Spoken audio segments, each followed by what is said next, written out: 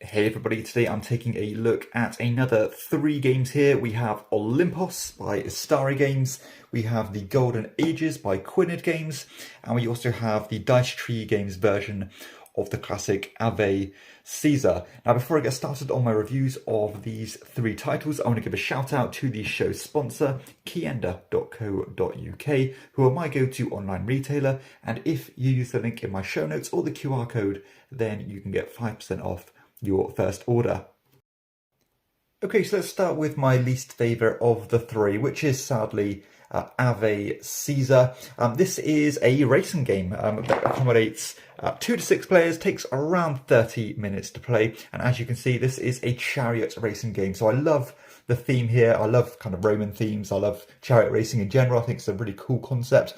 And in this one, of course, you are trying to do a couple of laps of this modular track here, and there's also a slight twist where sometime during the race you have to go to this really narrow lane here and pay your tribute to Caesar as you drive by. So you need to time that just right. But the way you move in this game is quite simple, where you have a deck of cards. Now each player is going to have the exact deck, the same deck, but you're only going to have a few cards in your hand at any time, and then you're going to be using those cards which have a numerical value on them to move your chariot. However, you do need to be able to take the whole movement, otherwise you will not move at all. And because there are like 6 chariots on the track, there is a lot of blocking in this game. Sometimes the track gets wider, so there's less blocking. Sometimes it gets a lot narrower, so there's tons of blocking. Like you can see here, there's only space for 1 chariot on this spot. And basically what you're doing is, again, you're cycling through those cards, trying to get as much value out of them as you can, because those decks are actually quite finely balanced to make it around the track just enough. There's not really too much space or margin for wasted movement. Now, I found this game somewhat frustrating at times, because if you weren't right at the front of the track, you quite often got blocked. Now I understand that was one of the kind of nuances of the game, and there is kind of an additional thing where if you are leading the race, you cannot actually play your highest valued cards, which is quite a nice touch and a kind of a self-balancing mechanism to help other people catch up. So you want to be in the front at the right time and making sure you exploit those level 6 cards or value 6 movement cards when you're not in front. So again, a small little thing there to consider. There's also some additional rules you can use, such as trying to barge into people and push them back and so on, which you'd expect from a chariot racing game. And to be honest, I wanted more of that. I wanted more carnage. I wanted more ramming into each other, more violence, I suppose. Well, this game was a bit more subdued and was all about that kind of blocking and trying to stop people from playing their cards. And that's all the game has to it, really. It's not a terribly involved game. I'm sure there's tons of things you could do here in terms of house ruling it, because that game system is so simple. But I would have wanted a bit more from this. And again, I think that idea of not being able to move at all if you can't move was a bit, I don't know, a bit too blocky for me. Whereas in other games such as, like Heat or Flamme Rouge, that additional movement space was just wasted rather than completely stopped. And I think I prefer that take on a racing game where, yeah, you can play your card, but you're going to waste the extra 1 or 2 places movement if you don't play it too efficiently. So yeah, I think this one has dated a bit. I think this was designed back in the 80s, and it does feel like a game of its time to me. I know this game does have its fans, and when I initially reviewed this on some of my other content videos, I did get a little bit of backlash saying maybe I'm missing the trick with this one. I don't know, maybe I am, but it didn't quite do it for me. And I'd rather play something like Flamme Rouge or Heat over this one anytime, really. So for that reason, I think there's better games on the market, more updated and more fun games than Ave Caesar if you want a racing experience. Now, the next 2 games I'm talking about are Civilization style games. This one is Olympos by Istari Games. It accommodates 3 to 5 players and takes 60 to 90 minutes to play. Now, this is definitely kind of a more abstracted version of a Civ game, at least of the genre. They're normally a bit more thematic than this one is. But this one, you are essentially going to be starting at the top of this map. You're going to be trying to conquer these different locations or regions by placing your discs there. And as long as your disc is on those locations, you will have access to the particular resource type that is on that location. And you're going to be using those resources in order to acquire new technologies, which will let you break standard game rules. Now, the game also uses this time track system, which I think is very novel for a Civ game, where no matter what you do, it's going to take a different amount of time. So it's not like you have a fixed thing you can do on your turn. You know, you can move as much as you want, but for every place you move, you're going to be spending additional time. And when you want to get a new technology or buy one of these kind of monuments at the bottom for victory points, then you are going to be spending a massive 7 time. And it's one of those games where as long as you are furthest behind on the time track, then you're going to keep on taking turns until you catch up with the other players. I do quite like how minimalist this game is, because you are literally just moving or buying technologies or monuments, which is basically a different version of a technology. But there are some cool little wrinkles here, not only in terms of the actual technologies themselves, because some of them are really cool, and they'll give you extra combat abilities, they'll let you break movement rules, all these different things. And I do like the way that the combat works in itself, where the attacker always wins the combat, but depending on your combat strength, it'll cost you more or less time. So if you're fighting someone who's stronger than you, it costs you more time than if you're fighting someone who's weaker than you. And I thought that was very well executed. And this game also has some cool kind of timing exercises, where if you are collecting, or if you have the most of these Zeus symbols, which there's technologies that have them, there's locations that have them, and when you go past these certain threshold points, if you have the most Zeus symbols, you'll be basically revealing these cards, which will give you a bonus or a punishment if you have the most or fewest of them. So you want to be making sure you go past those lines as you are in the lead, because there's some pretty nice bonuses if you are in that position. And there's also some bonus cards that you can acquire, which will give you points based on certain conditions on the board. There's a good kind of jostling position as you are trying to get the right technologies at the right time, knowing when to abandon some to move on to the next technology you want, getting discounts as you are trying to collect these symbols for these wonders. If you keep on getting loads of technologies from the same column, then you get discounts on the monuments at the bottom, which are simply pure victory points.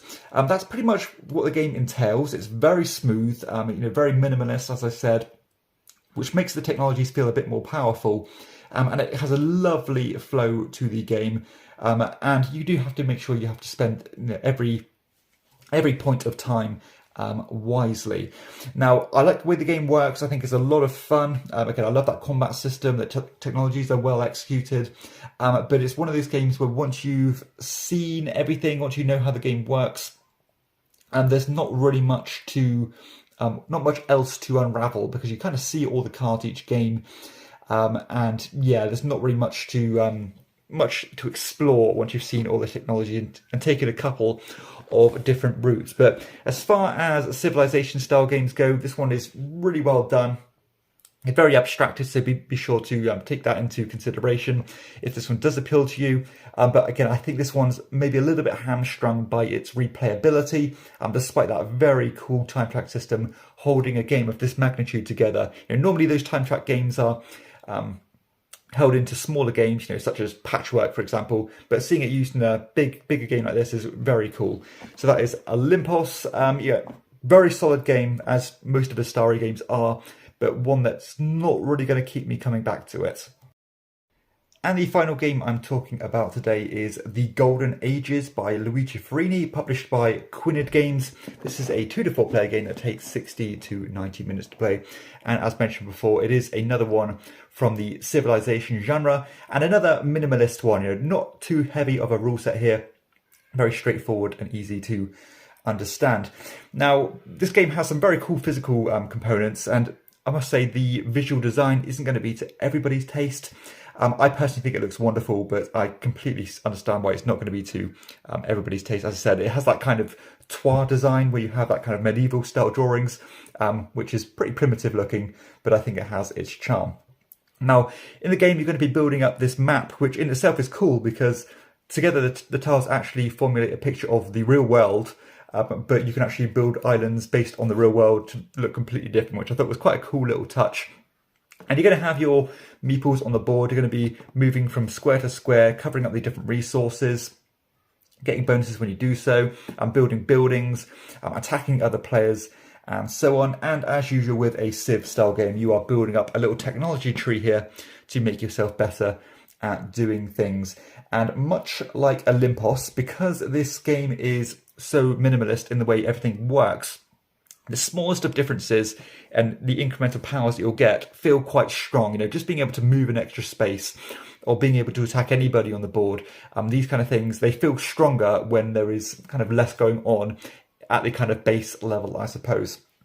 And this one, and not only are you moving around the map and doing what you need to do, you are trying to exploit the powers of your leader, which is going to change every single age of the game, and you can choose to hold on to your existing one or get in the new one, which can actually be quite a conundrum because sometimes these powers work perfectly with your strategy. Even though the next era of leader might be objectively better, it might not suit your plan quite as well as your existing one.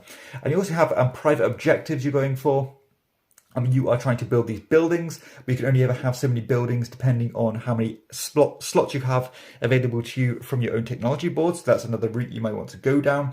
You can build these wonders, which will give you points in different ways. And so on.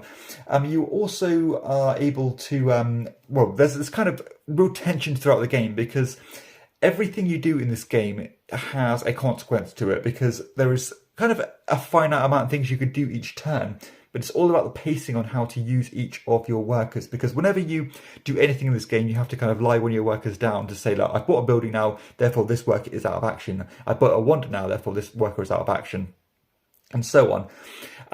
But there's a twist on this game where at the end of the round, the first person who passes will choose one of these kind of scoring categories to score for the round. So it might say, for every wonder you've unlocked, you get X amount of points and so on.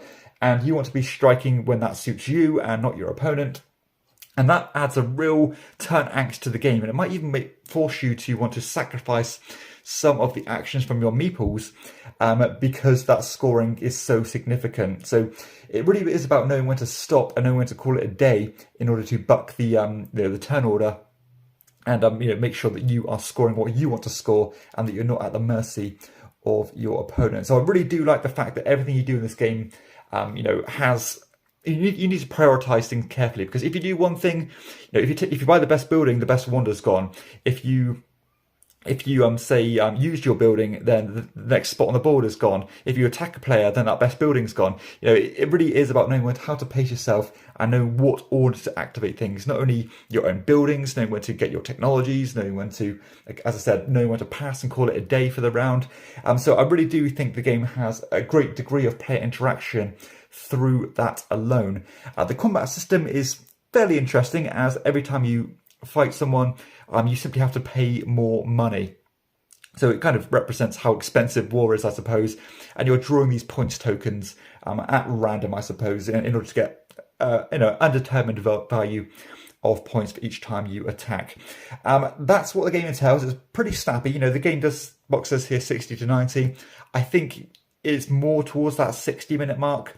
I think it's quite well executed. I think it's quite charming. I think it's a lot of fun, to be honest. And, not fun in the sense of being breezy, but actually being quite tense.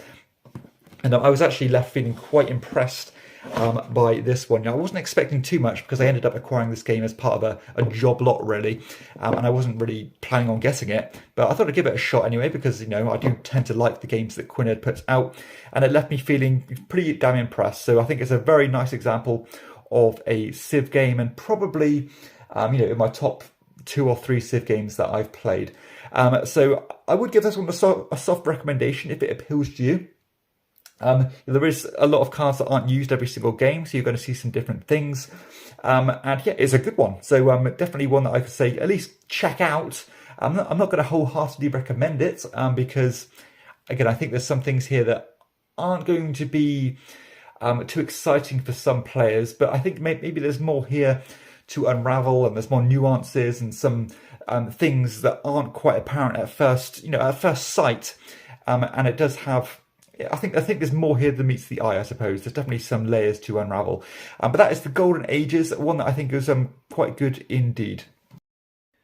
So that concludes the video. Hopefully you have enjoyed it and found it useful. And if you have, please be sure to hit like and subscribe to my channel and check out my other content too. But for everybody else, I'll see you next time on Chairman of the Board. Bye bye.